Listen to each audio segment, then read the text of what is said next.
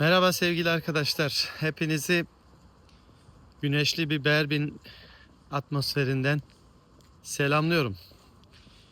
Dün Zazaca'da sihirbaz nedir, ne anlama geliyor, nasıl söyleniyor diye sormuştum. Ve bu videonun altına gerçekten çok güzel yorumlar gelmiş, çok güzel tahminler gelmiş.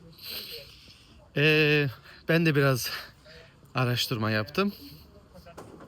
Şimdi sihir ve baz iki ayrı kelimeden oluşuyor.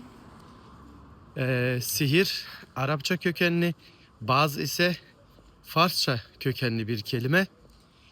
Ee, sonra Kürtçe'de nasıl olduğuna baktım. Kürtçedeki hali aynen şöyle. Lütfen kulaklarınızı iyi açın. Sehirbaz. Yani Kürtçe'de söylenen hali bu.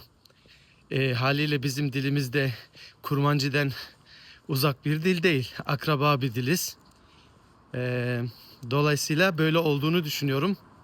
Ve şöyle bir şey söyleyeyim. Esasında bu sihirbaz kelimesi Türkçe değildir.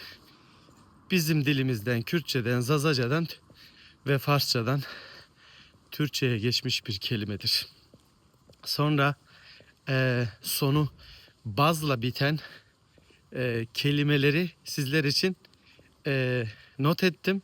Onları okuyacağım şimdi ve bunların hiçbirisi Türkçe değildir arkadaşlar.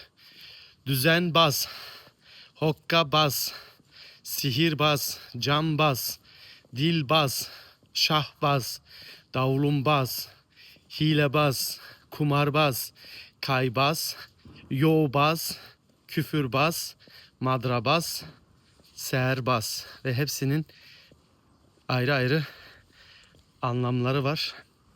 Bazı arkadaşlar sihirbazla ilgili hokkabaz karşılığını vermişler. Hokkabaz daha çok akrobasi yani vücutla yapılan hareketler olduğu için tam karşılığını bulmuyor. Ama sihirbaz daha çok insanların kafasına, gözüne hitap eden büyü şeklinde olduğu için serbaz çok daha doğru olan kısmı. Böylelikle ne öğrendik arkadaşlar? Türkçe olan kelimelerin çoğu aslında Türkçe değildir. Hepinize saygılar.